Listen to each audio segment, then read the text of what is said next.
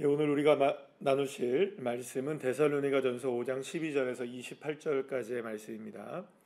데살로니가전서 5장 12절부터 28절까지의 말씀 우리 다 같이 함께 합독하시겠습니다. 형제들아, 우리가 너희에게 구하노니 너희 가운데에서 수고하고 주 안에서 너희를 다스리며 권하는 자들을 너희가 알고 그들의 역사로 말미암아 사랑 안에서 가장 귀히 여기며 너희끼리 화목하라. 또 형제들아, 너희를 권하노니 게으른 자들을 권면하며 마음이 약한 자들을 격려하고 힘이 없는 자들을 붙들어주며 모든 사람에게 오래 참으라. 삼가 누가 누구에게든지 악으로 악을 갚지 말게 하고 서로 대하든지 모든 사람을 대하든지 항상 선을 따르라. 항상 기뻐하라. 쉬지 말고 기도하라. 범사에 감사하라. 이것이 그리스도 예수 안에서 너희를 향하신 하나님의 뜻이니라. 성령을 소멸하지 말며 예언을 멸시하지 말고 범사에 하려 좋은 것을 취하고 악은 어떤 모양이라도 버리라. 평강의 하나님이 친히 너희를 온전히 거룩하게 하시고 또 너희의 온 영과 혼과 몸이 우리 주 예수 그리스도께서 강림하실 때에 흠없게 보존되기를 원하노라. 너희를 부르시는 이는 미쁘시니 그가 또한 이루시리라. 형제들아, 우리를 위하여 기도하라. 거룩하게 입맞춤으로 모든 형제에게 문안하라. 내가 주를 힘입어 너희를 명하노니 모든 형제에게 이 편지를 읽어주라. 우리 주 예수 그리스도의 은혜가 너희에게 있을지어다. 아멘. 할렐루야. 이제 우리가 곧 데살로니가전서의 마지막 말씀을 우리가 오늘 대하게 됩니다. 자, 오늘 본문에서는 어쩌면 성경에서 가장 많이 알려져 있고 유명한 구절 가운데 한 부분을 만나게 됩니다. 항상 기뻐하라. 쉬지 말고 기도하라. 범사에 감사하라. 이것이 바로 오늘 사도 바울은 이야기합니다. 우리를 향하신 하나님의 뜻이다라고 분명하게 말씀하고 있는 것을 보게 됩니다. 자, 그렇다면 왜 우리는 항상 기뻐해야 하고 왜 우리는 쉬지 말고 기도해야 하는지, 왜 우리는 언제나 범사에 감사해야 하는 것일까요?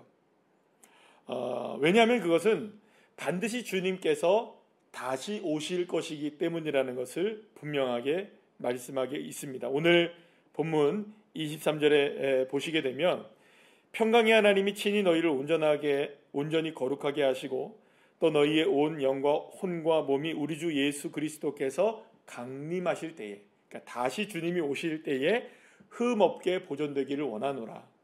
그러니까 주님이 다시 오시는 그날까지 우리의 삶이 흠없이 신실한 믿음을 가지고 잘 보존된 삶이 되기를 원하기 때문에 우리는 언제나 늘 항상 기뻐하고 쉬지 말고 기도하고 범사에 감사하는 삶을 살아가야 한다는 것이라고 말씀하고 있는 것입니다.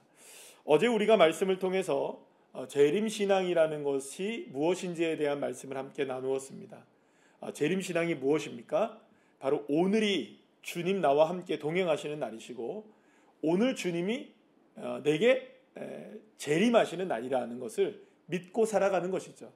설령 오늘 주님이 정말로 재림이 되지 않는다 할지라도, 오시지 않는다 할지라도 주님은 이미 나와 함께 계시는 하나님이라는 사실을 믿고 살아가는 것. 그러면 여러분, 우리는 날마다 뭐가 될까요? 주님이 다시 강림하시는 그날까지 날마다 보존될 수 있는 것이죠. 그렇게 주님이 나와 함께 동행하시는 그 믿음을 오늘 내가 가지고 살아가기에 주님이 다시 오시는 그날까지 나의 삶은 보존될 수가 있는 것입니다. 그렇게 주님이 다시 오시는 그날까지 우리의 신앙이 보존되기 위해서 늘 언제나 항상 기뻐하고 쉬지 말고 기도하고 범사에 감사하는 인생이 되라라고 말씀해 주고 있는 것입니다. 자, 그러면 우리가 주님 다시 오시는 그날까지, 다시 만나뵙게 될 그날까지 우리의 삶을 흠없이 보존하기 위해서 이런 삶을 살아가야 한다고 말하고 있는데, 여기서는 우리가 중요한 한 가지 그것이 있습니다. 뭐냐 하면 주님이 다시 오시기 때문에 우리가 항상 기뻐하고 쉬지 말고 기도하고 범사에 감사해라. 이것도 물론 맞는 말이지만 여러분, 왜 우리가 항상 기뻐하고 감사해야 할 수 있고 또 기도할 수 있느냐? 사실은 우리의 형편과 사정과 삶의 모습들을 보게 되면 그러지 않은 모습들이 훨씬 더 많습니다. 우리가 참을 수 없는 일들이 많고 또 상황 속에서 우리를 넘어뜨리게 하는 일들이 많고 우리를 힘겹게 하는 많은 일들이 있습니다.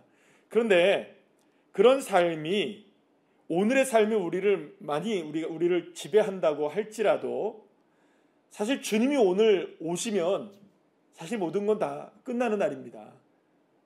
생각해 보십시오. 만약에 오늘 내가 어떤 아픔을 겪고 있다고 생각해 봅시다. 그런데 주님이 오세요. 그러면 재림을 오늘 내가 경험하고 주님과 하나가 되는 날이 된다면 여러분 내 아픔은 어떻게 될까요? 사라지는 것이죠. 또 주님이 다시 오시는 날이 된다면 우리가 물질의 어려움을 당하고 있었다고 한다면 그 물질의 어려움은 더 이상 우리를 따라오지 못합니다. 우리의 육신의 아픔이 있다고 생각해 본다면 주님이 다시 오시는 그날이 되면 우리의 육신의 아픔은 그 자리에서 사라지게 되는 것이죠. 우리의 삶의 모든 눈물, 모든 아픔, 모든 근심과 걱정이 주님께서 오시는 그날 다 닦아주시는 날이 되니까 사실은 오늘 내가 아프고 힘들고 어려운 상황이어도 재림의 신앙을 가지고 오늘을 살아간다면 그 삶도 기뻐할 수 있는 것입니다. 기도할 수 있는 것이고요. 감사할 수 있게 되는 것이죠. 어떤 형제가 나를 향해서 너무나 힘들게 만든다 할지라도 그 마음 아프게 하는 그 형제를 오히려 위로할 수 있고 사랑으로 품을 수가 있게 되는 것이죠. 다툼과 싸움이 있는 상황 속에서라도 오늘 주님이 오시는 날이라는 것을 우리가 믿고 살아간다면 그 다툼이 화목으로 바뀌어질 수가 있는 것이겠죠. 그렇게 오늘 이 시간에 이 사도 바울이 우리에게 항상 기뻐하고 쉬지 말고 기도하고 범사에 감사하라고 말하는 것은 그것을 어떤 도덕적인 모습으로 어떤 윤리적인 모습으로 우리에게 말하는 것이 아니라 우리는 감사해야 됩니다. 기도해야 됩니다. 기뻐해야 됩니다. 이렇게 우리의 삶이 당신들의 삶이 기뻐하지 않아도 기뻐해야 합니다. 기도할 수 없는 순간에도 기도해야 합니다. 감사할 수 없는 순간에도 감사해야 됩니다. 이런 이야기를 하는 것이 아니라 왜 우리가 기뻐할 수 있는지, 왜 우리가 감사할 수 있는지, 왜 우리가 기도할 수 있는지에 대한 이야기를 하고 있는 것입니다. 그것은 바로 주님이 나와 오늘 이 시간 함께 하시기 때문입니다. 그리고 오늘이 바로 주님이 다시 오시는 그 날임을 믿고 살아가는 재림의 신앙을 갖고 있다면 바로 오늘도 우리는 어떤 상황에서든지 선을 따를 수가 있고요. 어떤 상황에서든지 기뻐할 수 있고 어떤 상황에서든지 기도할 수 있고 어떤 상황에서든지 범사에 감사할 수가 있는 것입니다. 어떤 상황에서든지 하나님의 말씀을 우리가 저버리지 않게 되는 것이고요. 어떤 상황에서든지 우리가 악은 버릴 수가 있게 되는 것입니다. 어떤 상황에 처해 있든지 게으른 자들이 있든지 마음이 약한 자들이 있든지 힘없는 자들이 있든지 그들을 붙들어줄 수 있고 품어줄 수 있게 되는 것이죠. 왜 그렇습니까? 주님이 강림하시는 날이니까요. 바로 오늘이 그런 믿음을 가지고 살아간다면 우리는 얼마든지 어떤 상황에서든지 이렇게 감사하고 기뻐하고 기도할 수가 있는 것입니다. 그래야 결국엔 주님이 정말로 다시 오시는 그날이 된다 할지라도 우리의 삶은 흠 없이 보존될 수 있는 그런 모습이 될 수 있는 것입니다.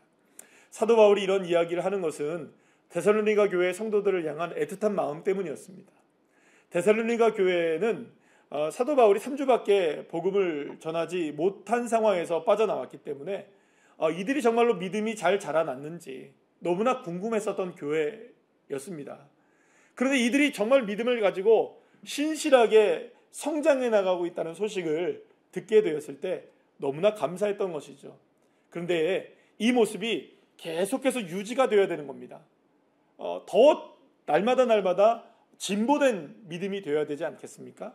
그러려면 이 데살로니가 교회 성도들 뿐만 아니라 당시 초대교회 여러 성도들이 많은 어려움 가운데 처해 있었는데 그들이 어떻게 계속해서 신앙이 건강하게 성장할 수 있을까요? 참아내고 견뎌낸다고 해서 될 일이 아니라는 것입니다. 버텨낸다고 해서 될 일이 아닌 것이죠. 물론 참아내고 견뎌내고 버텨낼 수 있는 이유가 있다면 할 수 있는 겁니다. 그래서 그 이유가 뭐냐? 오늘 주님이 다시 오시는 그날이라는 것을 믿고 살아가는 이 재림의 신앙, 바로 이 재림의 신앙으로 인하여서 우리는 항상 기뻐할 수 있고 쉬지 말고 기도할 수 있고 범사에 감사할 수 있고 언제나 그 하나님의 뜻을 향한 믿음을 가지고 승리하며 살아갈 수 있다는 것을 사도 바울은 이야기하고 있는 것입니다. 사랑하는 여러분, 그렇기 때문에 오늘도 우리는 우리의 삶 속에서 기뻐하는 삶을 살 수가 있는 것입니다. 왜 그렇습니까? 주님이 오늘 나와 함께 하시기 때문입니다.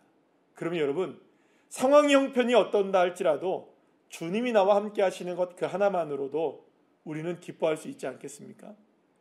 우리의 상황이 여전히 우리를 힘겹게 만드는 많은 어려움이 있다 할지라도 주님을 향해 입을 열어 기도할 수 있는 거 아니겠습니까?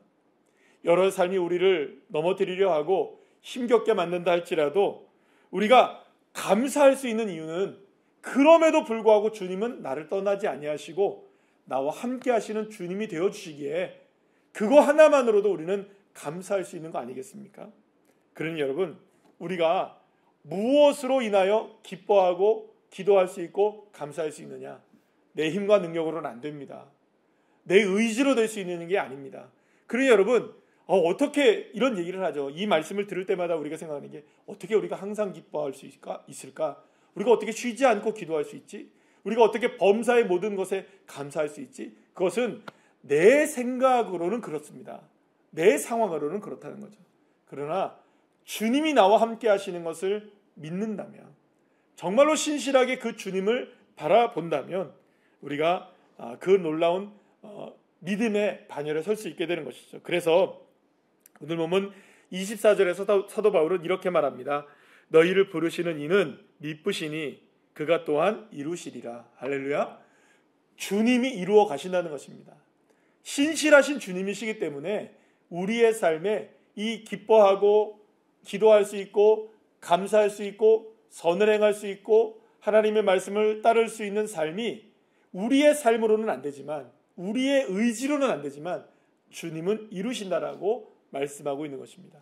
사랑하는 여러분, 오늘 우리의 삶 속에 주님이 이 선한 일을 이루시길 원하시고 계십니다. 그러면 우리는 믿고 다시금 우리의 마음을 다잡고 다시금 주님을 바라보며 나와 함께 하시는 그 주님을 의지하여서 어떤 상황 속에 처해 있든 어떤 형편 속에 처해 있든 사랑하는 여러분, 기뻐하시기를 축복합니다. 예수님 때문에 기뻐하실 수 있습니다. 사랑하는 여러분, 기도하시길 바랍니다. 예수님 때문에 기도할 수 있는 것입니다.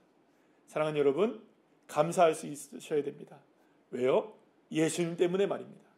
오늘도 이런 믿음의 삶을 살아 하나님께 영광 돌리고 흠 없이 보존되어 주님을 만나는 귀한 믿음의 자녀들 한 분 한 분들 다 되시기를 간절히 축원합니다. 기도하시겠습니다.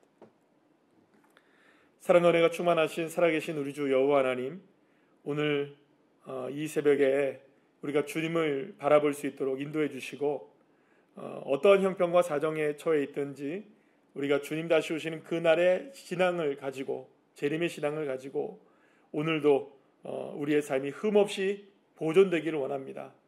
어떤 상황과 형편에 있든 예수님으로 인하여 기뻐하게 하시고 예수님으로 인하여 기도할 수 있는 삶이 되게 하시고 예수님으로 인하여 감사하게 하여 주시옵소서. 예수님으로 인하여 항상 선을 따르게 하시고 예수님으로 인하여 악은 모양이라도 버리게 하여 주옵소서. 이 믿음의 승리로 주님 다시 오시는 그날까지 흠없이 보존되어지는 믿음의 자녀가 되게 하여 주옵소서. 예수님의 이름으로 기도합니다.